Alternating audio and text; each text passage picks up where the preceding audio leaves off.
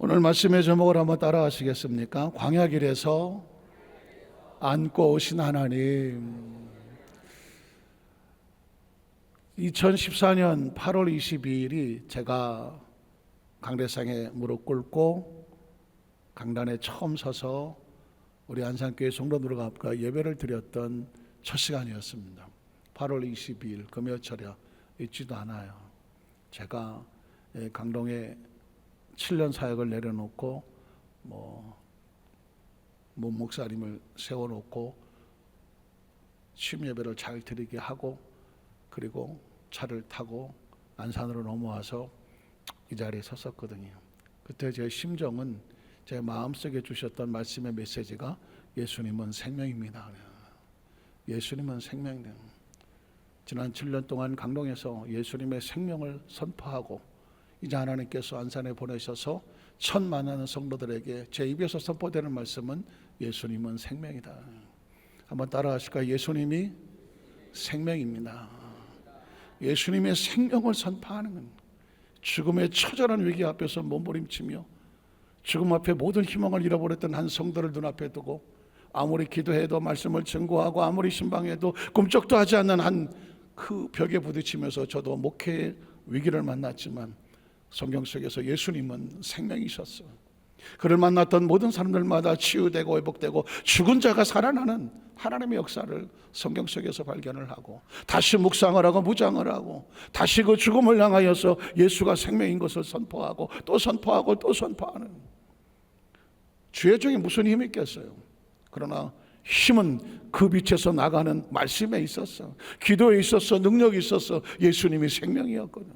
그리고 그 생명은 기적처럼 살아나고 간증을 합니다. 그의 제 머릿속에 목회를 하게 움직이는 것은 뭐냐? 예수님의 생명이다. 말씀 속에 선포되는 예수님의 생명이고, 기도 가운데 선포되는 예수님의 생명이고, 예배 가운데 선포되는 예수님의 생명이고, 찬양 가운데 고백되어진 예수님의 생명이, 오늘 그 예수님께서 우리 가운데 생명으로 오셔서 오늘 이 밤에도 예수의 생명으로 충만하게 채워주실 줄로 믿습니다. 지난 10년 동안 여러분은 어떻게 변하셨습니까? 10년이면 모두 변한다. 강산도 변하죠. 안산시도 10년 동안 많이 변한 것 같고요. 많이 달라졌죠. 주변에 오는 환경도 많이 달라졌으면 대한민국도 달라지고, 중요한 것은 저와 여러분은 10년 동안 무엇이 달라졌는가 묻는 거죠. 어떻게 생각하십니까? 우리 한 번 더 따라 하실까요? 10년 동안 나는 무엇이 변화되었는가? 무엇이 변화되었습니까? 여러분만 아시는 거예요. 어떤 분 이렇게 말할지 모르지만, 날 좀 변화시켜 주세요. 누가 날 좀 변화시켜 줘야지. 여러분 기억하십시오. 변화는 누가 시켜주는 게 아닙니다. 내가 변화되겠다고 선택을 해야 변화가 되어지는 겁니다. 누가 와서 가만히 있는데 나 좀 변화시켜 주세요 하지 않습니다. 동굴에 처박혀 있는 문득병 환자가 나를 치료해 주세요 하고 동굴에 처박혀 있다고 치료되지 않습니다. 튀어나와야 되는 거거든요. 동굴을 뚫고 나오고 문둥병이 피투성이 되어 기어 나와서 예수의 옷자락을 부여잡는 심정으로 변화를 요구해야 되는 거거든. 나를 변화되기, 내 주여 내가 변화되기 원합니다. 치료되기 원합니다. 주께서 원하시면 내가 나올 줄로 믿습니다. 어떻게 생각하십니까? 변화되기를 선택해야 변화되는 겁니다. 치료되기를 선택해야 치료되는 겁니다. 무엇이 변화되었습니까? 앞으로 10년, 20년 갈 때 여전히 여러분의 마음속에, 저의 마음속에 변화를 마음에 품지 않는다면 똑같이 10년 그냥 갑니다. 나이만 10년 먹는 거지. 변화를 마음속에 선택하십시오. 난 변화되리라. 이대로 주저앉지 않고 이 모습 이대로 10년 동안 가지 아니하고 변화되리라. 새로워지리라. 성장하리라. 성숙하리라. 발전하리라. 기어다니던 사람 걸어다니고, 걸어다니는 사람 뛰어다니고, 뛰어다니던 사람 날아다니고. 어떻게 하시겠습니까? 그 변화를 품어야 변화되는 겁니다. 저는 개인적으로 지난 10년은 엄청난 변화가 있었습니다. 진짜 주님의 은혜로. 목회자의 그 일생의 처절한 사명은 설교거든요. 설교. 간혹가다 대한민국 목사들이 전 세계에서 가장 설교를 많이 한다. 뭐 그런 가끔씩 기독 일간지에 그런 얘기 나오기도 합니다. 늘 끊임없는 메시지 설교에 큰 짐을 지고 있는 거거든요. 옛날 곽선희 목사님은 목회자 세미나를 하시면서 이런 얘기를 한 적이 있습니다. 구약시대 선지자들은 얼마나 편했는지 모른다. 구약시대 선지자들은 편했다고 그러더라. 왜냐하면 선지자님, 하나님께서 오늘 말씀하신 걸 우리에게 들려주십시오. 그때 선지자는 이렇게 말합니다. 오늘은 하나님이 침묵하셨습니다. 오늘은 하나님이 침묵하셨습니다. 저도 전할 말이 없습니다. 그러면 끝이라는 거예요. 구약시대는 실제로 그랬어요. 야훼께서 임하여 가라사대 가서 말씀을 전하라 그러면 백성들아 들어라, 듣기 싫어도 들어라. 자기가 전하고 싶지 않아도 전해야 됐었어요. 선지자니까, 하나님 말씀이 들어왔으니까, 그게 사명이니까. 에레미야 말합니다. 내 심령 속에 이 말씀을 전하여 저들의 백성에게 반발을 사고 저들이 듣지 않은 나를 죽이려고 덤벼들어서 내가 말씀을 전하지 않으려고 해도 내 심령이 불붙는 것 같아서, 내 심령이 불붙는 것 같아서 전하지 않으면 안 돼서.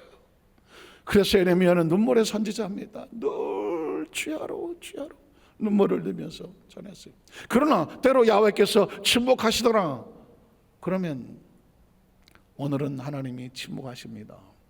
그러면 그날 설교 안 해도 되는 거예요. 강대성에 올라온 목사님이 오늘은 하나님께서 침묵하라고 하셨습니다. 우리 다 같이 침묵합시다. 이러면 이제 그날 설교는 없는 거예요. 그러나 이 시대의 설교자들은 안 그래요. 끊임없이 하나님의 말씀을 엎드려 말씀을 받아야 돼요. 말씀을 품어야 돼요. 그리고 주일이든 수요일이든 금요일이든 신방이든 어떤 상황이 됐든 간에 하나님의 말씀이 끊어지지 않게 하려면 그 설교자는 하나님과 끊어지지 않아야 돼요. 빗두루 살지 말아야 돼. 흐트러지게 살지 말아야 돼. 하나님과의 관계가 단절되지 말아야 돼. 영적으로 오염되지 않아야 돼. 하나님과 영적인 안테나가 신기가 끊어지면 안 돼요. 그러니 저나 여러분이나 똑같은 인간인데 어쩌다가 목회자가 돼서 한 손은 하나님을 붙잡아야 되고 한 손은 성도들을 붙잡아야 되고, 하나님의 말씀을 가슴에 끌어안고 말씀을 받아서 여러분에게 하나님의 말씀을 대언하여야 되며, 성도들의 문제를 가슴에 끌어안고 하나님 앞에 하나님 이 문제를 응답하여 주시옵소서 손들고 기도해야 돼요. 뭐라고? 목회자가 뭐라고? 똑같은 인간인데, 똑같은 죄 많은 인간인데, 부족한 인간인데 뭐 하라고? 뭐 어쩌라고? 그럼에도 불구하고 하나님의 선택할 사명하셔서 너 평생이 십자가 지고 가야 돼. 그게 말씀의 십자가거든요. 전 그 전에 설교가 주일날 아침인데 아침 7시에 첫 설교를 해야 되는데 5시가 새벽 5시가 뭐 4, 5시가 됐는데도 설교가 여기 속에서 박혀지지가 않아요. 물론 오래전 이야기지만은. 그래서 새벽에 4시인가 집에서 튀쳐나왔어. 길거리를 헤매 1시간을 헤매서 5시까지. 주일날 강단에 7시 교회 설교를 하러 올라가야 되는데 머릿속에 설교가 없어. 설교가 없어요. 그 심정을 아세요? 주일날 강단에 7시 설교, 9시 설교, 11시, 1시 설교, 주일날 4번을 설교해야 되는데 내 머릿속에 설교가 없어. 진짜 미친놈처럼 길거리를 하면서 울고 불고 밤새도록 엎드려 기도했는데도 설교가 머릿속에 이게 들어오지를 않아. 설교는 무슨 자기가 공부하고 논문 쓴 거 발표하는 거 이거면 차라리 훨씬 낫겠어요. 아닌 거예요. 하나님이 마음속에 부어서 내 심령에서 그 은혜를 길어내지 아니하면 설교는 안 되는 거예요. 어디서 남의 거 보고 베껴갖고 읽을 수도 없는 거예요. 이거는. 난 그날을 잊어버리지를 못해. 길거리를 하면서 얼마나 울었는지. 하나님 살려주십시오. 하나님 살려주십시오. 그때 처음으로 야, 나 목회를 못하겠구나. 예배를 올라가야 되는데 머릿속에 설교가 감동이 안 되는데, 이거 차라리 어디 가서 뭐 공부해서 배운 거 가르치라고 하면 하겠는데 한 시간을 몸부림치고 하다가 하나님께서 그 마음속에 주는 감동이 있고 그 말씀을 다시 머릿속에 정리가 되고 마음에 묻혀지고 6시 반이 돼서야 비로소 강대상에 올라가고 엎드렸다가 7시에 눈물로 설교했었던 그 기억이 나요. 그때 제게 주는 거죠. 설교 네가 하는 게 아니야. 처절히 뼈저리게 느꼈죠. 설교 네가 하는 게 아니야. 수십 년 목회했다고 해서 짬밥으로 경력으로 설교하는 거 아니야. 전 이때까지 설교하면서 제 책상에 노트가 이렇게 쌓여 있어도 옛날 설교 노트 보지를 않아요. 물론 어떤 설교를 했는지 한 번씩은 들춰보긴 하지만 지나온 설교를 가지고 오늘 강단에 올라가 설교를 해야지, 이건 아직 안 하고 있어요. 아직까지는 나는. 왜냐하면 아직도 제 머릿속에 이번 주일 금요일 날죠, 내일 주일 설교, 그 다음 주일 설교, 수요일 설교, 금요일 설교할 게 줄줄이 기다리고 있어. 말씀을 묵상하면 하나님께서 그 다음 말씀이 그냥 미리 다 노트가 예비로 되어 있어. 끊임없이 또 준비하고 또 준비하고 하면 강단에 올라올 때 이미 벌써 머릿속에 그 메시지가 그림이 다 그려져 있어. 이게 지난 10년 동안 하나님께서 주신 은혜예요. 말씀을 깊이 묵상할 수 있는 은혜, 말씀이 차고 넘쳐서 입에서 튀쳐나오고 싶어서 견디지 못하는 이 은혜, 그게 제가 지난 10년 동안 우리 만산교회 우리 성도들과 함께 눈물의 기도해 주시고, 물론 장로님들, 권사님, 날사님들과 우리 성도님들 얼마나 기도해 주셨겠어. 기도해 주셔서 그 은혜로 가장 감사한 복은 말씀의 복을 받는 거였어요. 지금도 강단에서, 아니 내 책상에서 남는, 제가 앉아 책상에 앉아 뭐 하겠습니까? 성경을 펼치면 말씀이 그냥 끊임없이 쏟아져 나와요. 그거 받아 정리라고 정신을 못 차려요. 그게 은혜예요, 저한테는. 그건 말 하나님께서 우리 에도서 만살게 우리 성도들에게 눈물의 기도를 통해서 이 강단에 서서 얻는 설교자라서의 최고의 축복이라고 생각해요. 그 은혜에 감사하는 거예요. 그리고 영적인 리더십을 주셔서 안산시청 지방의 80개 교회와 목사님들, 사모님들 놓고 목회자들을 설교한다는 거, 사모님들을 놓고 설교한다는 거, 사실 제가 한 30대 40대만 하더라도 야, 이 목사님들 놓고 세미나하고 사모님 놓고 세미나하는 거 보면 참 저게 가능할까? 목사님들이 가장 힘들어하는 설교 대상이 누구예요? 목사님들이거든요. 목사님들이 목사님 설교를 듣겠어? 다 한 가닥씩 하시는 분들인데, 더 훌륭한 목사님들도 많은데, 전 사실은 제 목회를 하면서 가장 제가 범접하고 싶지 않고 근처 가고 싶지 않은 게 뭐냐면 목회자를 놓고 설교하고 강의하고 세미나하는 거거든요. 나는 아니다 싶은 거예요. 그런데 지방회장을 하다 보니까 한 달에 한 번씩 목사님, 사모님들 80개 교회에 다 모여서 말씀을, 예배를 인도해야 돼요. 놀라운 것은 나는 아니다는 내 생각이고, 지방이 돼서 회장이 돼서 말씀을 선포하면서 말씀을 붙잡고 역사하신 분은 하나님이더라고. 그 시간에 부어주시는 그 목회자들이 말씀을 붙잡고 찬양하고 예배하는 가운데 변화되어지는 그 모습을 보면서 놀라운 것은 뭐냐면, 수백 명의 성도를 놓고 설교하는 것도 중요하지만 그 한 100명 가까운 목사님 사무를 놓고 설교하면 그 교회 성도들이 있는 그 수많은 성도들, 그 영적인 토주를 주고 나가 설교하면 엄청난 영향력이 있는 거예요. 이 사명이 얼마나 귀한 것인가. 이 사명이 얼마나 귀하신가. 해야 하는 사명이구나. 안산시 기독교 청년협회 대표회장을 하면서 초교파적으로, 순복음 지방에야 순복음교회 목사들이라고 하지만 안기총은 초교파잖아요. 그 안기 초교파 목사님들을 놓고 신년 아래 설교를 하는데 한 200~300명이 모였는데, 그 목사님들이 귀를 쫄긋해서 끝까지 메시지를 듣고 경청하는, 그리고 붙잡고 통성으로 기도하는 모습을 보면서도 이 엄청난 영향력, 그건 우리 성도들의 눈물의 간구와 기도가 함께 하셔서 부어주시는 것입니다. 지난 주일 민족복음화 대표본부의 대표회장으로 출발하면서 이제는 전국으로 다니면서 목사님들에게 세미나를 하고 강연을 하고 설교를 해야 돼요. 벌써 지금 8월 말에 이제 서울의 부흥목회연구원이라고 하는 부흥사들 공부하는 곳에 개강 설교를 이제 대표회장으로 하게 됐습니다. 얼마가 모일지 모르지만 그 목사님들을 놓고 설교를 해야 돼요. 11월 달에는 구소련 선교사들이 그리스에서 그 가족들하고 그 소련 선교사들이 피투성이 된 땅의 선교사들이 모여서 선교대회를 해요.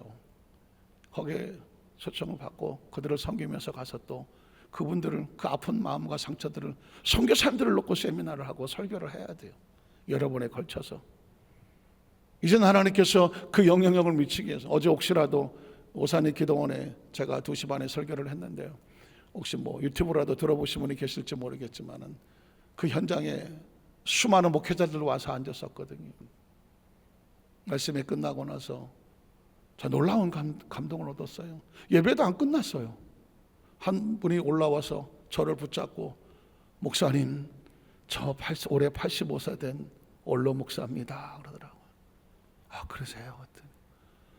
내가 우리 사모가 8년 동안 아프고 그 병수발하면서 하나님 앞에 눈물로 기도하고, 그런데 오늘 목사님 설교를 듣는데 하나님이 주신 위로와 소망이 얼마나 큰지 눈물로 예배를 드렸대.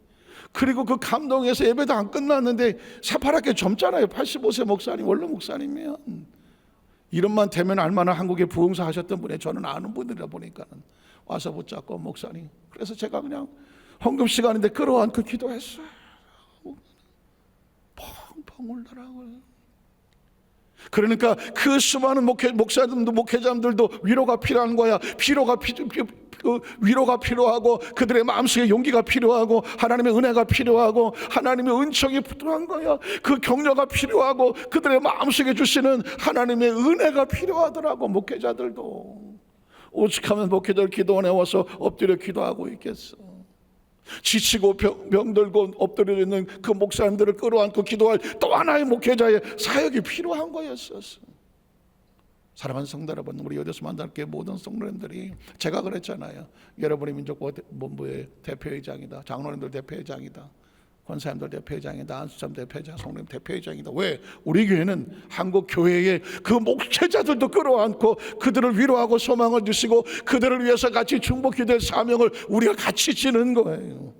그 목회자 하나를 살려놓으면 그 교회가 살지 않겠습니까? 그 교회가 살면 성도가 살고, 그 성도가 살아나기 위해서 한국 교회가 살지 않겠습니까? 오늘 그 사명이죠. 그래서 여러분 기도 많이 해주셔야 돼요. 기도 후원해 주셔야 되고요. 여러분의 감동이 되시면, 전 강단에 이런 소리 처음 해봤지만 물질도 후원을 많이 해 주셔야 돼. 그 목사님들 힘들고 어려운 게 너무 많아. 그 한국교회를 돌보라고, 그 사역을 하라고 가서 다 돌보는 사역이더라고. 뭐 대표회장이 됐다고 가서 뭐 높은 자리, 이게 아니야. 이 대표회장은 그는 곳곳마다 위로해주고 살리고 격려해주고 밥 사주고 선교연금 해주고, 그 사역이에요. 한국교회 목회자들을 살리고 교회 살리라고 하는 거라고. 그러니 그 사명을 혹시라도 마음에 감동이 되시고 하면, 나도 민족 복음화를 위해서, 담임 목사님 사역 위해서, 나도 뭐 선지자를 대접하면 선지자의 상을 받는데 섬기는 사역이 되기 원합니다라고 소원하시는 감동이 생기면, 그 사역에 동참해 주시면 아마 그 기도와 그 후원에 의해서 용기와 희망을 얻는 교회와 목회자들이 생겨나리라고 믿습니다. 오늘 이 10전을 맞으면서 제 마음속에 느껴지는 것은 뭐냐면, 지나온 10년은 난 광야길에 하나님이 안고 오셨구나 하는 겁니다. 아까 은혜의 찬송을 부르고 싶었는데 뭐 워낙 찬양팀이, 자매들만 한번 부르겠습니다. 형제들만 한번 부르겠습니다. 다 같이 부르겠습니다. 목소리만 부르겠습니다. 그래서 너무 잘하셔서 은혜 찬송은 제가 생략을 하고, 우리 첫 번째 내 친구 되신 성령님, 요한복음 15장 9절로 한번 15절을 한번 보겠습니다. 손권은 없어?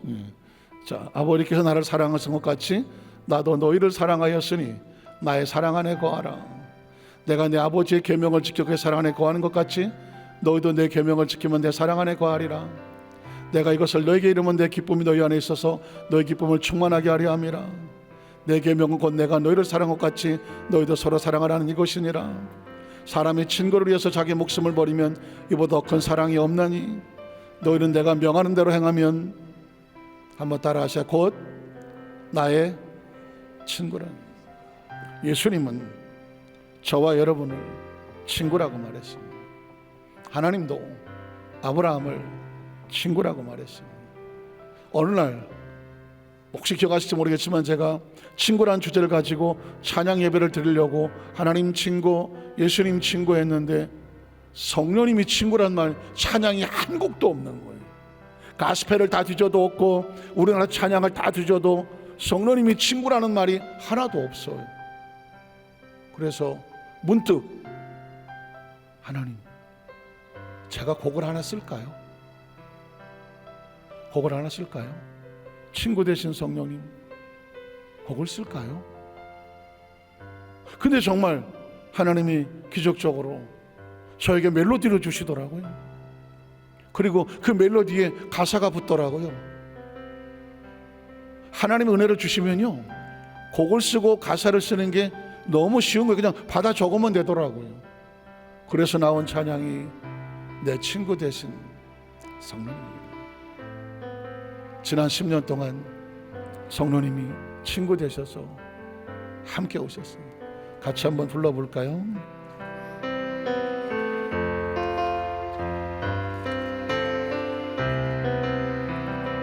보혜사 성령님 항상 곁에 계시죠.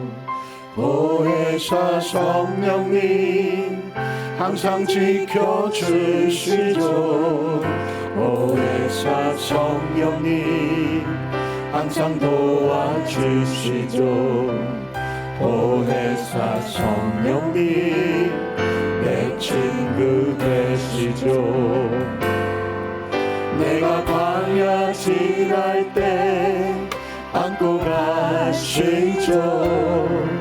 내가 바다 건널 때 품고 가시죠. 내가 눈물 흘릴 때 닦아주시죠. 내가 쓰러졌을 때 내 손 잡아주시죠. 내가 광야 지날 때 안고 가시죠. 내가 바다 건널 때 품고 가시죠. 내가 눈물 흘릴 때 닦아주시죠. 내가 외로울 때에 나의 친구 되시죠. 내가 광야 지날 때, 내가 바다 건널 때, 내가 눈물 흘릴 때, 내가 쓰러졌을 때, 내가 광야 지날 때, 내가 바다 건널 때, 내가 눈물 흘릴 때, 내가 쓰러졌을 때, 내가 광야 지날 때, 내가 광야 지날 때, 내가 바다 건널 때, 내가 눈물 흘릴 때, 내가 쓰러져, 내가 광야 지날 때, 내가 바다 건널 때, 내가 눈물 흘릴 때, 내가 쓰러졌을 때, 보혜사 성령님 항상 곁에 계시죠. 보혜사 성령님 항상 지켜주시죠. 보혜사 성령님 항상 도와주시죠. 보혜사 성령님 내 친구 되시죠. 보혜사 성령님, 보혜사 성령님 내 친구 되시죠. 사실은 이 찬양을 눈물 없이 부를 수 있을까요? 조심스럽긴 하지만 제가 우리 여도수 만상교회 왔을 때 저희 교회가 빚이 70억이었어요. 이제 와서 강단에 처음 그런 소리 해봅니다만은 빚이 70억이었어요. 모든 재정은 시뻘겋게 마이너스였었고요. 아신 분은 아시겠지만 엄청난 위기가 앞에 있더라고요. 이걸 어떻게 해결해야 되나.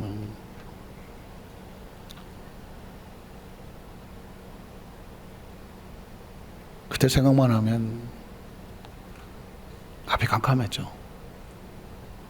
제가 혼자 감당해야 되고 혼자 눈물을 흘려야 되고 안팎으로 부딪혔던 그 모든 것들을 겪어 나가는데 처절하게 눈물을 흘릴 수밖에 없었어요. 결코 지나온 10년 제가 편하게 지나오지는 않았어요. 어느 교회도 그 정도 재정의 압박을 받고 있는 교회는 만나보지를 못했었어요. 물론 날 술 먹어온다는 교회는 뭐 빈털터리로부터 시작을 했긴 했지만은 그러나 빚은 없었어요. 그런데 하나님은 안고 오시거든요. 물론 여기도 본교와 여러 가지 많은 상황이 있었지만 어쨌든 7년 만에 클리어가 됐어요. 클리어되고 우리 교회 그 나갔던 그 빚의 숫자가 0으로 제로가 떨어져서 깨끗하게 클리어가 됐죠. 물론 여의도께서 애를 쓰시고 우리도 한동안 또 이자 부담도 하고 있었지만 그때에 붙잡고 할 수밖에 없었던 이유는 성령님, 오늘 우리 캄보디아에 선신하시는 우리 한영민 선교사님 찬양 부르시면서 아마 처음 듣는 찬양이 있을 텐데 눈물 흘리는 것을 통해서 세상의 모든 죄종들이 다 그렇지 뭐 어딘들 안 힘들겠어. 캄보디아 수십 년 그 지체들을 섬기면서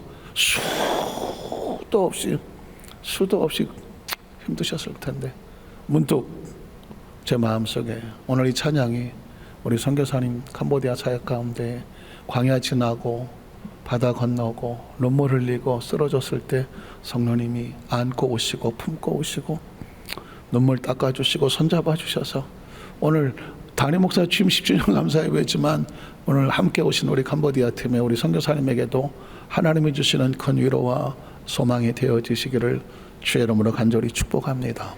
그리고 여대수 만상교회가 이 자리에 오기까지 피눈물로 기도하고 함께 기도하신 우리 장로님과 우리 안수 입사님, 권사님, 이 자리에서 우리 모든 성도님을 나중에 영상을 통해서 말씀을 들으실 모든 성도님들에게도 이 찬양이 하나님이 위로가 되고 소망이 되시기를 축복합니다. 두 번째 제가 품목과 했던 것은 뭐냐면 그 하나님 우리 앞길을 예비하시고 인도하시는 성령님, 우리가 어떻게 할지 모를 때 신명기 1장 26절 33절에 이런 말씀이 있습니다. 그러나 너희가 올라가기를 원하지 아니하고 너희 하나님 야훼의 명령을 거역하여 장막 중에 원망하여 이르기를 야훼께서 우리를 미워하심으로 아모리 족속의 손에 넘겨 멸하시려고 우리를 애굽 땅에서 인도하여 내셨도다. 우리가 어디로 가련? 때로 크리스찬들은 앞이 캄캄하거든요.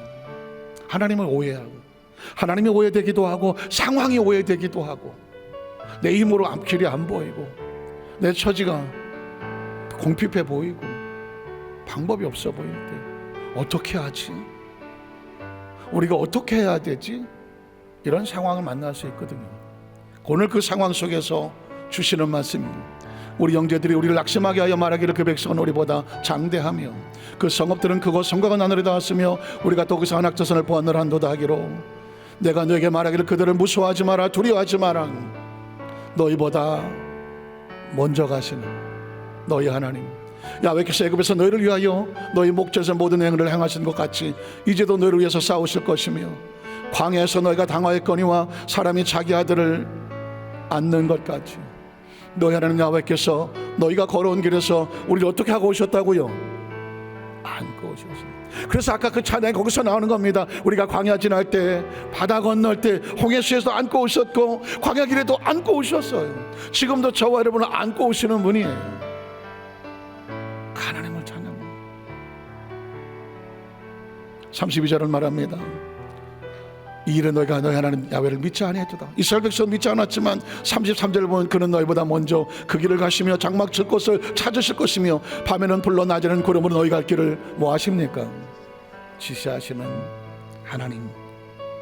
이 찬양이 이 가사가 본문이 돼서 이 찬양을 제가 곡을 쓰고 그리고 가사를 성경에서 가져왔습니다. 우리가 어디로 가랴?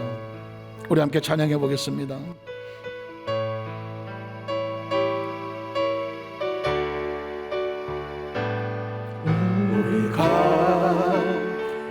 어디로 가랴. 세상이 우리 낙심케 할 때 그 백성은 우리보다 장대하며 성읍들은 크고 성곽은 높다 하네. 사랑하는 나의 아들아, 그들을 두려워하지 마라. 그들을 두려워하지 말라. 너희 목전에 계신 하나님, 이제 너희를 위해 싸우실 것이다. 광야에서도 너희가 향하여 거리와 사람이 자기 아들을 낳은 것 같이 너의 하나님 야훼께서 아들사 그것까지 이르게 하셨네. 그는 너희보다 먼저 그 길을 가시며 장막 칠 곳을 찾으시고 밤에는 불로 낮은 구름으로 너희 갈 길을 지시하신 자이시. 그는 너희보다 먼저 그 길을 가시며 장막 칠 곳을 찾으시고 밤에는 불로 낮은 구름으로 너희 갈 길을 지시하신 우리 한번 더. 그는 너희보다 먼저 그 길을 가시며 장막 칠 곳을 찾으시고 밤에는 불로 낮은 구름으로 너희 갈 길을 지시하신 자이시여. 광야를 겪어보지 않은 사람은 광야에서 안아주시는 하나님을 경험하지 못합니다. 제가 어제 설교할 때에 하나님의 지팡이를 붙잡으라고 기도원에 설교했는데요, 그때 그런 얘기를 했습니다. 베데스다에 미국에 선교사를 가보지 않았으면 저는 모세가 광야 40년 동안에 얼마나 힘들었을지 전혀 몰랐을 겁니다. 전혀 몰랐을 거예요. 미국에 선교사를 가서 그 진짜 광야거든요. 캘리포니아 광야예요. 사막이에요. 사막 기후예요. 그곳에 이민교회를 섬기면서 하나님 앞에 몸부림치며 기도할 가운데 모세가 얼마나 40년 동안 홀로 미디안 광야에서 힘들었을지, 그때 모세의 음성도, 물론 이제 개인적인 체험입니다만은 음성을 듣고 그 모세를 광야를 보내며 하나님의 찢어지는 눈물의 통곡도 들었고. 그래서 여러분 이런 말을 하십니까? 지금 많이 힘들고 아프고 지치고 상하고 광야길을 지나가는 것 같은 분은 기억하십시오. 하나님은 당연히 그분을 축복하시려고 하는 거예요. 광야를 겪어보지 않으면 광야에서 안아주시는 하나님을 경험하지 못해요. 성경에 읽을 수는 있어요. 읽을 수는. 하나님이 이스라엘 백성을 광야길에서 안고 가셨대. 읽을 수는 있어요. 그러나 자신이 광야를 겪어보지 않은 사람은 그 광야에서 안아주시는 하나님을 경험하지는 못해. 이론은 알지만 지금 광야길을 걸어간다면 이렇게 말하십시오. 내 인생의 최고의 축복의 길을 걷고 있다. 왜냐하면 하나님이 안고 가시기 때문입니다. 자, 그런 얘기했죠. 어린 아이가 있을 때 이 아이가 돌에 걸려 넘어졌어요. 발목을 뼈쳐 다쳤어요. 어떻게 해요? 손을 잡아주면 걷잖아요. 그런데 애가 쓰러졌어요. 걸을 수가 없어요. 의식을 잃었어요. 그럼 어떡하겠어요? 안고 가는 거죠. 들쳐업고 가는 겁니다. 그런 거예요. 내 힘으로 도무지 감당할 수 없는 처참한 처지에 있을 때는 하나님이 안고 가는 겁니다. 제가 만든 말이 아니에요. 너희가 광야에서 당하였거니와 너희 행로 중에 사람이 자기 아들을 안는 것처럼 너희 행로 중에 하나님이 어떻게 하고 왔는지 알아? 안고 왔어. 저는 이 구절에서 얼마나 통곡하며 울며, 지금까지 나이 30에 전도사가 돼서 지금까지 달려오는 동안에 얼마나 많이 거꾸러졌겠어, 얼마나 많이 피 흘렸겠어, 얼마나 많이 하나님 앞에서 통곡했겠어. 그걸 어떻게 건뎌왔겠어. 어떻게. 광야길에서 네가 지치고 힘들고 못 걸을 때 내가 안고 갈게. 내가 안고 갈게. 그거 하나 믿고 달려오는 거예요. 여러분, 지금 신앙생활 하시는 가운데서, 크리스찬의 삶 가운데서도 항상 평탄한 길만 있지는 않아요. 억울함도 당하고 소외도 당하고 오해도 받고 손가락질도 당하고 배신도 당하고 배반도 당하고, 하루아침에 옆에서 철수했던 사람이 등 돌리고 떠나는 것도 겪고, 무수히 많은 일을 겪죠. 그러나 그때마다 하나님은 너희가 광야에서 당하였거니와 사람이 자기 아들이 도저히 걸을 수 없을 때는 안고 가거든. 너희가 힘들 때는 내가 안고 갈게. 기억하세요.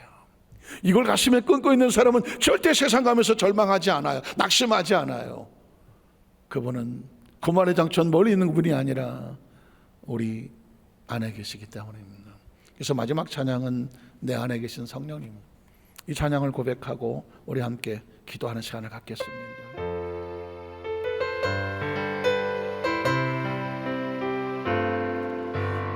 내 안에 계신 성령님, 내 속에 계시는 성령님, 내 속에 계신 성령, 나를 통하여 일하시는 성령님, 나를 통하여 일하시는 성령님, 나는 두려움 없네. 강하고 담대하거나 강하고 담대하거나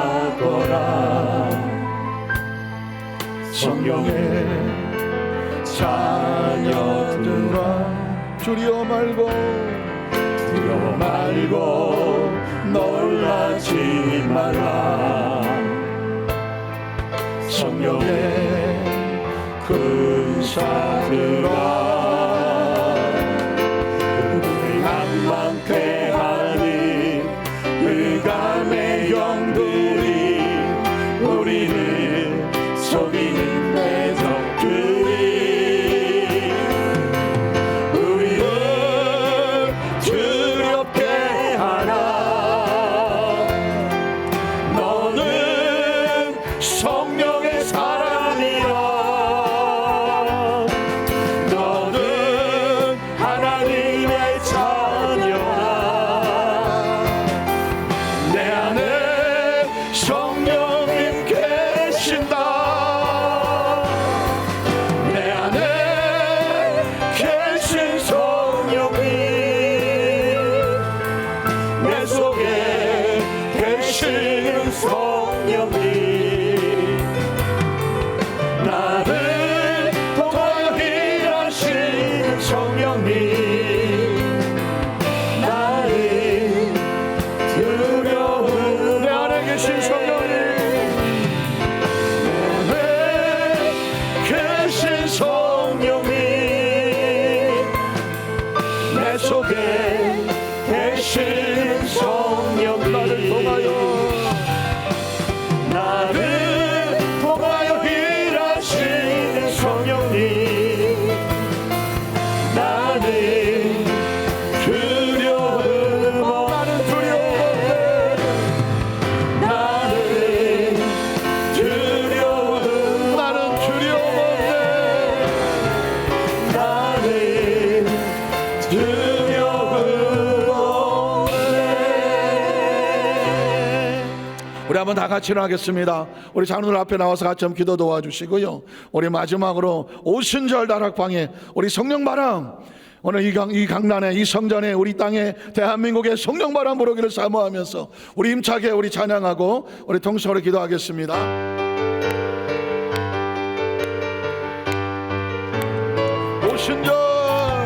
오순절 다락방에 임하셨던 성령 바람에 해도 불어주소서.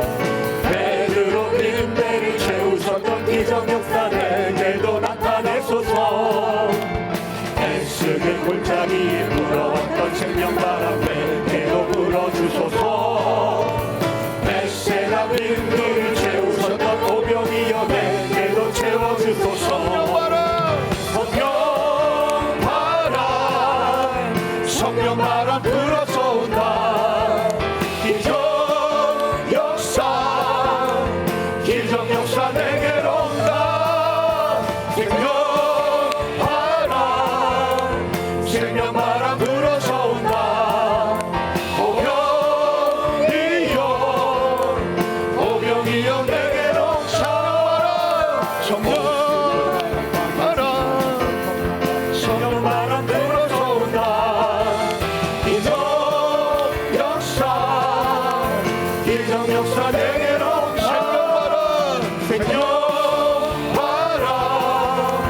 생명 바람 불어서 온다. 오병이 다시 한번 성령 바람, 오병이여 성령 바람,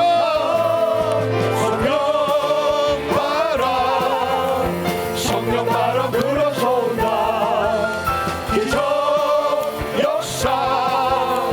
기적 역사 내게로 온다. 생명 바람 불어서 온다.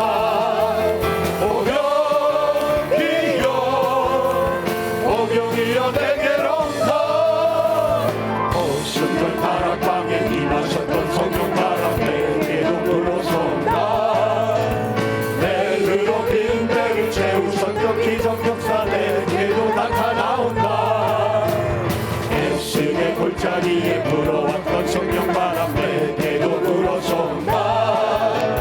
뱃새가 빈들을 채우셨던 오병이여 내게도 채워서 온다. 우리 한번 두 손 높이 들겠습니다. 성령의 바람이 불어옵니다. 기적의 바람이 불어옵니다. 생명 바람 불어옵니다. 하나님의 역사가 나타나고 있습니다. 우리 시간에 합심으로 기도할 때 하나님 지난 10년을 붙잡아서 감사합니다. 감사의 고백만 합니다. 감사의 고백을 하면 신체에도 변화가 생깁니다. 감사의 고백을 하면 삶에도 변화가 생깁니다. 감사의 고백을 하면 하나님이 또 감사할 것을 채워주십니다. 그러므로 이 시간에 온전히 감사와 찬양과 영광으로 하나님께 올려드리면 또 감사하고 찬양과 영광 받으실 하나님의 치유와 역사와 은총이 임할 것을 믿습니다. 오늘 주의 이름을 세 번 부르고 간절히 한번 통성으로 기도합니다. 주여.